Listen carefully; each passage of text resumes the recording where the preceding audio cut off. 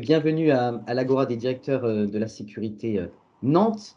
Donc, nous avons avec nous Thibaut Dumanoir, qui est donc avocat spécialiste en droit de la sécurité privée dans le cabinet donc Manoir du Jouet, qu'il a donc créé en 1995, qui intervient régulièrement dans des dossiers, une problématique intelligence économique ou dans des contentieux avec le CNAF sous les commissions interrégionales d'agrément et de contrôle. Thibaut est également, je le précise, chroniqueur sur notre média Agora News Sécurité avec une rubrique qui s'appelle Au nom de la loi, que je vous invite à regarder sur le média. Donc, merci, Maître du Manoir, d'avoir accepté cette intervention. Donc, la thématique est équipement de sécurité, point sur la réglementation. Donc, je vais d'abord vous laisser peut-être nous faire un petit point sur l'ensemble des sujets et puis ensuite, on pourra échanger tous ensemble. Je vous laisse la parole. Voilà, j'ai d'abord remercié l'Agora de me faire intervenir parce que j'ai été désigné comme invité d'honneur. J'étais extrêmement flatté, c'est la première fois que ça m'arrive. Alors j'espère que je vais répondre à toutes vos attentes. Et je rajoute une petite précision sur la présentation qu'a fait Brice. C'est que j'ai commencé à m'intéresser aux problèmes de sécurité il y a un peu plus de 20 ans, après avoir suivi ce qui était à l'époque l'IHESI, qui est devenu l'ISJ et qui est maintenant l'IHEMI, que certains d'entre vous ont peut-être suivi comme truc. Alors quand j'ai préparé avec Olivier Fento et les deux autres personnes la réunion de ce soir, en fait, on s'est aperçu que dans les technologies de sécurité, il y avait, alors c'est pas du tout exclusif, hein, donc on peut élargir visiblement, et j'essaierai d'y répondre, c'est les problématiques, il y avait une problématique qui était importante, qui était la problématique de la reconnaissance faciale. Et est-ce que ce thème convient à peu près à tout le monde? Peut-être que vous pouvez lever la main si ça vous va, si on explore ça. Voilà, j'ai une main avec Brice, Sylvain. Je me permets de vous appeler par vos prénoms. Voilà, donc on a, je pense que Olivier est de cet avis-là. Ensuite, il y avait des thèmes sur lesquels on peut être moins prolixe, qui sont les problèmes des scanners corporels. Et puis, il y a un dernier thème qui m'apparaît intéressant, c'est éventuellement celui des portiques de sécurité tels que vous les connaissez. Donc j'avais envie d'orienter mon intervention sur ces trois points-là. Est-ce que ça vous convient et est-ce que vous voyez d'autres choses? On peut parler éventuellement des drones ou de la loi un petit peu sur la sécurité globale, mais elle est très en retrait par rapport à ce qu'on pouvait attendre. Et donc on a, sur le plan juridique, on a des signaux contradictoires. Je vais commencer par la reconnaissance faciale. Sur l'utilisation de la reconnaissance faciale. Alors, notre ennemi ou le gardien du temple, c'est comme vous le savez la CNIL. Et la CNIL a publié, je vais revenir dessus parce que ça m'apparaît un bon exemple, les dispositions sur la reconnaissance faciale dans les aéroports. Et quand vous lisez ces dispositions, vous vous dites, mais ça peut être sans doute extrapolable à des tas d'autres situations, et notamment à tout ce qui est enceinte sportive, à tout ce qui est stade. Donc ça, c'est un élément positif. Et puis, à l'inverse, vous avez un élément négatif que doit connaître Olivier, c'est ce qui est arrivé à un club sportif qui n'est pas désigné comme tel, mais qui doit être le Football Club de Metz, qui, le 18 février 2021, donc c'est vraiment très récent, s'est fait tancer par la CNIL, où on a dit vous avez mis en place un dispositif de reconnaissance faciale et veuillez arrêter, on vous donne un avertissement avant de vous sanctionner. Et puis hier, vous avez la Commission européenne, vous avez peut-être suivi ça, qui a déposé ses conclusions pour une utilisation éthique de l'intelligence artificielle. Est-ce que certains d'entre vous ont entendu parler de ça ou pas? Allô? Oui, tout à fait. Oui. Et donc, la question de la reconnaissance faciale relève de l'intelligence artificielle et on se demande quelles seront les dispositions qui seront mises à ce titre-là au niveau européen. Donc, il y a ce premier point-là. Et puis, il y a, donc j'ai rentré un petit peu dans le raisonnement qu'on peut avoir sur la reconnaissance faciale. On a d'une part, donc, dans certains cas, des réticences assez importantes, et c'est l'opinion majoritaire. À un moment, on a cru que l'Europe allait l'interdire, et on brandit toujours à tort, à mon avis, l'exemple de la Chine, avec les documents très intrusifs. Et dans les réflexions sur la reconnaissance faciale, en fait, il y a deux axes qui sont d'une part l'identification des personnes, donc ça peut être les interdits de stade, dans un autre domaine ça pourrait être les interdits de casino, et d'autre part tout ce qui est contrôle d'accès avec l'identification des personnes. Et puis vous avez l'autre volet des réflexions sur la reconnaissance faciale, que vous avez peut-être lu dans la presse ou dans votre documentation professionnelle, c'est l'analyse des situations sans identification, pardon, par exemple pour déceler un individu au sol, un port du masque, etc.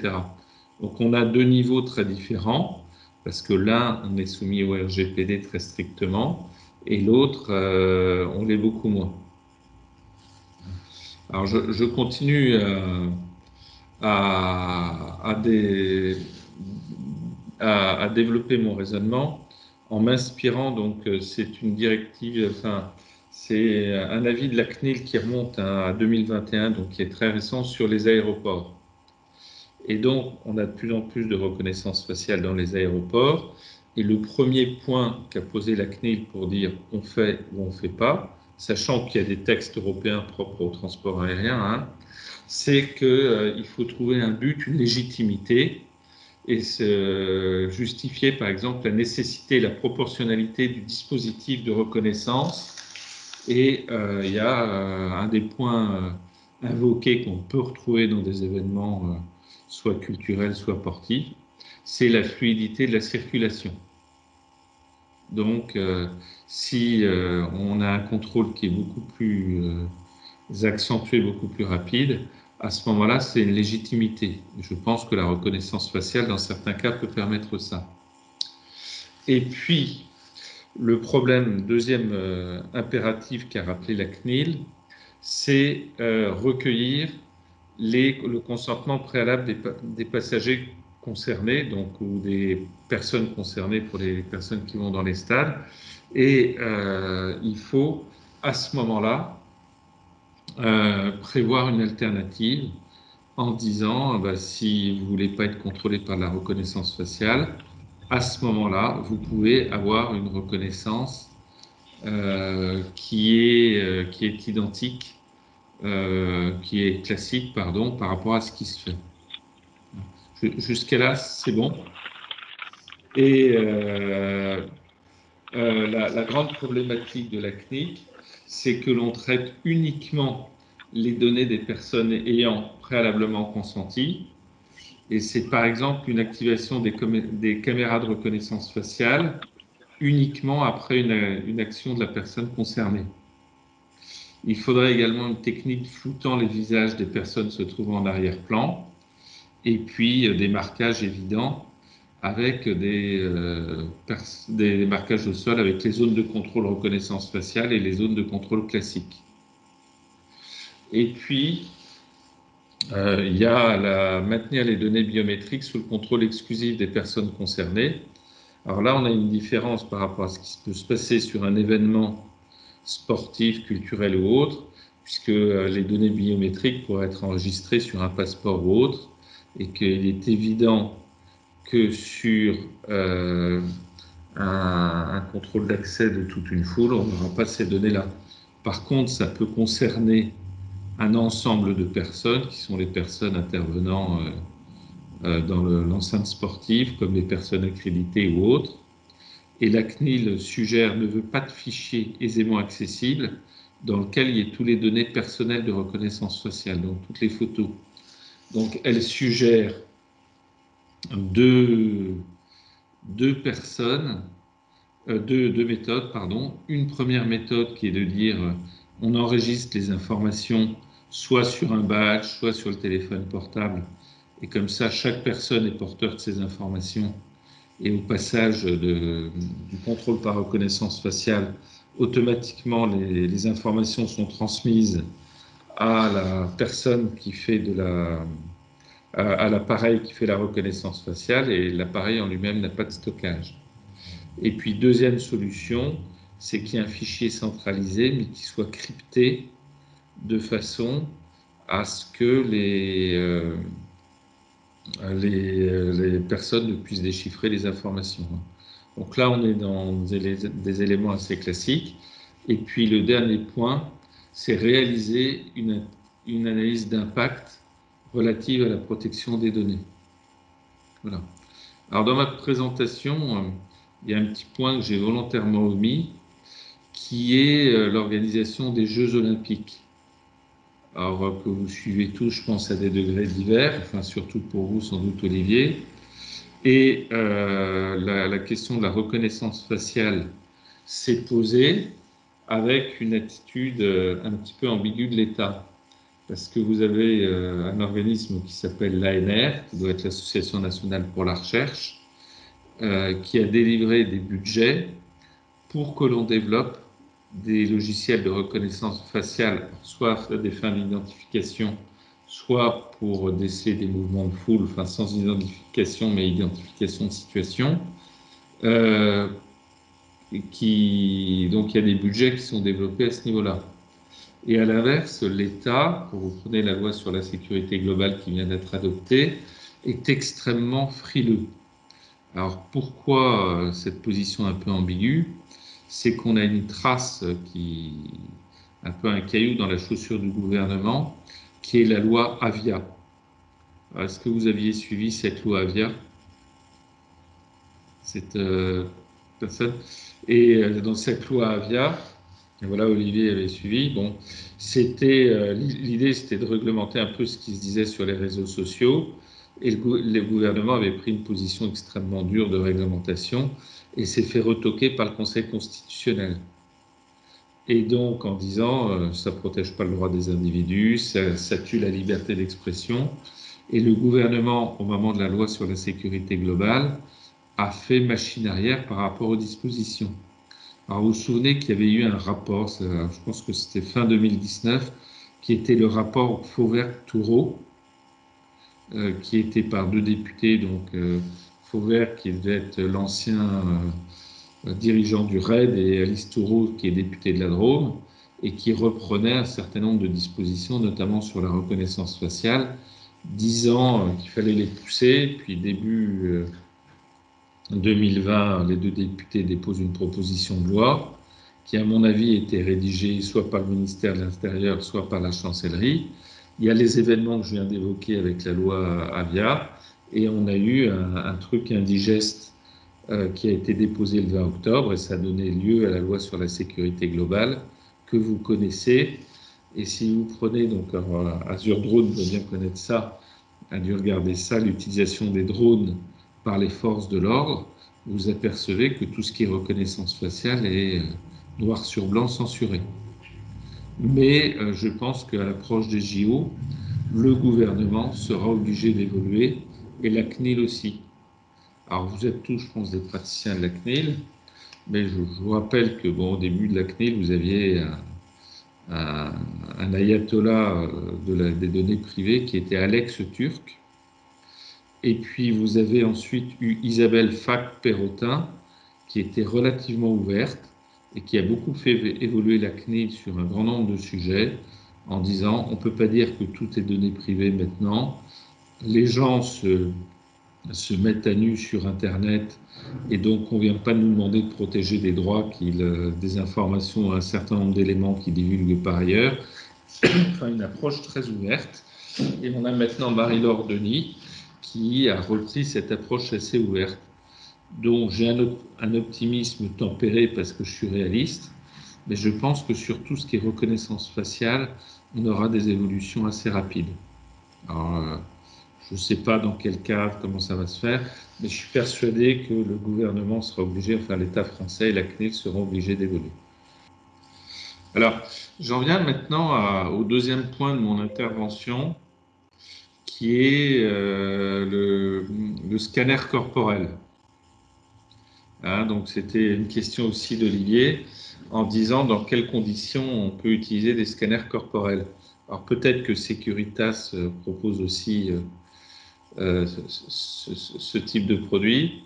Et en fait, par rapport à un contrôle de reconnaissance faciale, d'après ce que j'ai pu voir, vous apercevez que le scanner corporel est beaucoup plus intrusif, puisque les personnes sont quasiment mis à nu, et d'où une réglementation qui a été posée toujours dans les aéroports, avec, on retrouve un petit peu la trame qu'on va voir pour la reconnaissance faciale, en disant ben, vous avez toujours la possibilité de refuser et de prendre une voie plus classique, mais s'il y a une voie plus classique, à ce moment-là, est-ce que vous n'attirez pas l'attention, etc. Et est-ce que le refus d'avoir un scanner corporel ne va pas entraîner automatiquement une fouille manuelle? Donc, est-ce que c'est pas une palpation de sécurité ou autre? Deuxième point qui est exigé, c'est une réglementation européenne qui est un petit peu ancienne parce qu'elle a une dizaine d'années. Ensuite, vous pouvez recevoir des informations complètes. Vous devez recevoir des informations complètes sur la technologie utilisée avant d'être contrôlé. On vous explique quelles sont les conséquences. Alors, je fais abstraction dans mes raisonnements des risques santé en considérant qu'il n'y a pas de risque cancérigène ou autre avec les appareils.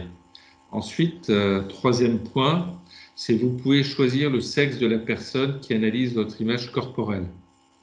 Et je pense que beaucoup d'entre vous ont pu voir, soit en réalité, soit sur Internet, les images qui proviennent des scanners corporels, et c'est quand même assez époustouflant en termes d'atteinte à la personnalité. Et puis, la personne qui examine qui fait fonctionner le scanner ne doit pas voir physiquement la personne qui est scannée, de façon à ce qu'on puisse pas associer une silhouette, même sur écran plus ou moins nue, à une personne physique. Et puis, l'image doit être floutée de façon à ce qu'on ne reconnaisse pas le visage, et elle ne doit pas être copiée, stockée ou imprimée. Et puis en matière d'aéroport, c'est un petit peu un inventaire à l'après-vert, mais c'est la réglementation. Seuls les scanners n'utilisant pas de rayonnement ionisant, me semble-t-il, sont autorisés. Donc on a une problématique, hein, c'est pour ça que j'avais pris l'exemple aussi pour la reconnaissance faciale, qui est un petit peu identique. Alors après, est-ce que vous avez besoin d'un scanner corporel pour tous les événements? Je ne sais pas. Alors peut-être qu'Olivier, qui m'a posé la question, peut peut-être rebondir un petit peu là-dessus. En fait, nous aujourd'hui, le scanner corporel, un peu comme la reconnaissance faciale dans la première utilisation qui nous intéressait, je parle du monde du football en particulier et puis de l'événementiel au sens un peu plus large, c'est de fluidifier les flux, justement. C'est de permettre un parcours client sans contact avec une intervention humaine uniquement lors d'anomalies. Ouais. Voilà l'idée de la recherche du scanner corporel, raison pour laquelle dans l'événementiel actuellement, on se pose la question de son utilisation pour fluidifier les flux, voilà, pour que les gens puissent, comme on est maintenant sur des lectures numériques des titres d'accès, que ce soit les accréditations, les tickets, abonnements et autres. Et donc, voilà, le fait d'avoir un parcours qui vous permet de ne pas vous être stoppé par une fouille ou une palpation, ou voilà, l'ouverture d'un sac, permet de fluidifier le parcours client. Voilà, il y a une rapidité. Tout à fait. Et là où un agent de sécurité mettrait 1 ou 2 minutes, ça va prendre 15 ou 20 secondes par un scanner corporel. Absolument. Là, on est juste sur un cheminement et les gens voilà, ne s'arrêtent que si on a une anomalie. Voilà, et c'est l'argument qui est mis en avant. Absolument. Et tout à l'heure, quand je vous ai parlé de la reconnaissance faciale dans les aéroports, l'argument qui a été invoqué, qui a emporté l'adhésion de la CNIL, c'était une circulation fluide augmente considérablement la sécurité. Tout à fait. Mais là, on est sur la même chose hein, en cadre Vigipirate, avec le fait qu'on n'ait pas des foules qui s'agglutinent aux entrées, avec la possibilité justement de tuerie de masse sur les entrées des grands événements recevant du public.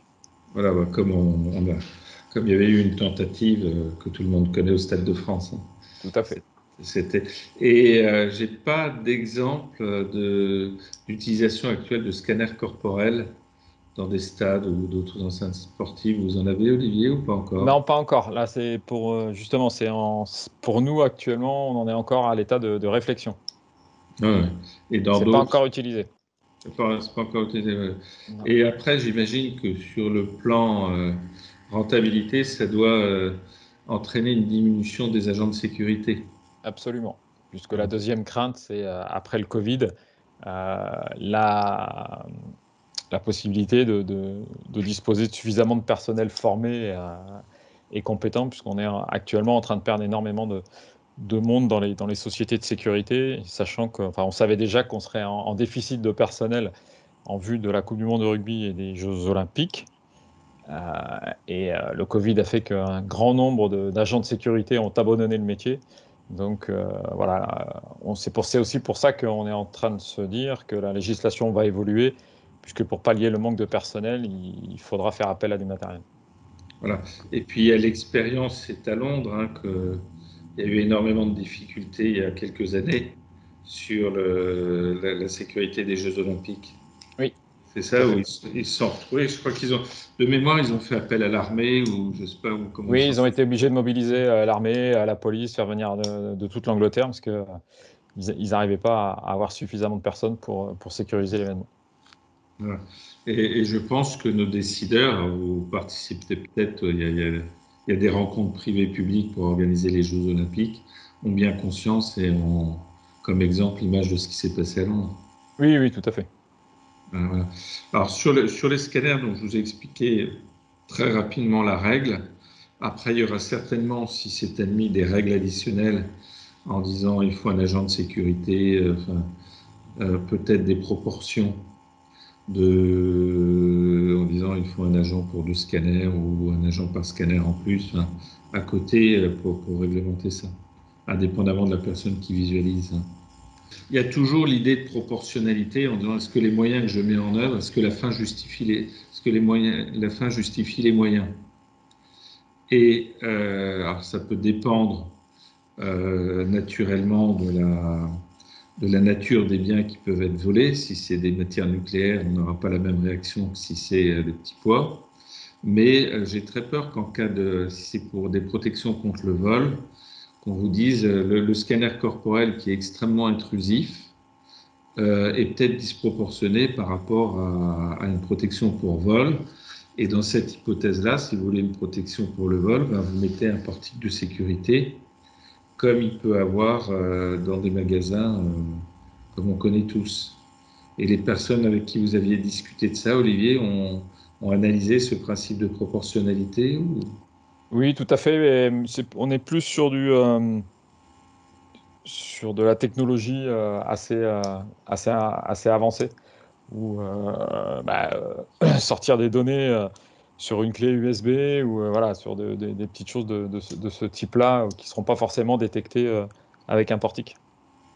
Oui, mais c'est donc, ça serait alors après, est-ce que ça serait limité à une enceinte? Oui, et après, à une zone dans l'enceinte en plus, pas forcément toute l'enceinte industrielle, mais voilà, certaines zones un peu sensibles où on pourrait voilà, avoir le cas de ce genre de... Voilà, c'est un axe de réflexion, voilà, ce genre de problématique.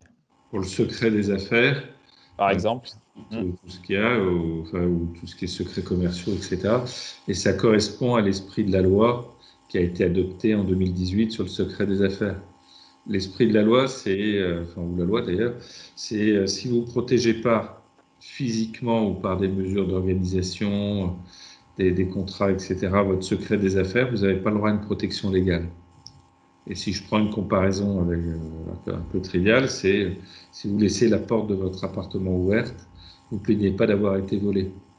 Et c'est pour ça que le texte de 2018 pousse à l'adoption de mesures comme celle que vous venez d'évoquer. Voilà. Après, reste ce principe de proportionnalité qui m'apparaît incontournable. J'en viens à mon troisième point, qui est beaucoup plus rapide, qui est celui sur les portiques de sécurité. Alors, il y a différentes appellations que vous connaissez bien. Et à mon avis, sur le plan juridique, c'est des outils qui sont rentrés dans les mœurs et il n'y a pas véritablement de problème. Après, la question que je me suis posée, c'est qu'en fonction des secteurs d'activité, on a des normes qui s'appliquent. Et si vous avez des normes comme par exemple l'obligation de fouille ou de palpation de sécurité, eh bien, est-ce que si vous faites passer par un portique qui détecterait ce que vous pourriez trouver en palpation ou en fouille, est-ce que vous pouvez vous affranchir de la norme? Alors j'ai été regarder un peu dans ce qu'il y avait dans le football. J'ai vu que, bon, comme tout le monde le sait, qu'il y avait une possibilité de palpation, et je n'ai pas vu qu'il y avait d'obligation. Alors Olivier me détrompera si je suis dans l'erreur. Et si à ce moment-là, si je n'ai qu'une simple faculté et pas une obligation, ben, je peux mettre un portique de sécurité sans problème. Il y a peut-être éventuellement un problème avec les contrats d'assurance à vérifier en disant quelles sont les contraintes que m'impose mon assurance en termes de sécurité, et est-ce que j'ai une obligation de palpation ou pas, ou est-ce que je peux choisir les systèmes que je souhaite. Alors dans la sécurité, au sens sûreté, on est quand même beaucoup moins contraint que dans le sens sécurité avec un caractère accidentel. J'ai été très rapide parce que je ne pense pas que ça pose d'énormes problèmes juridiques.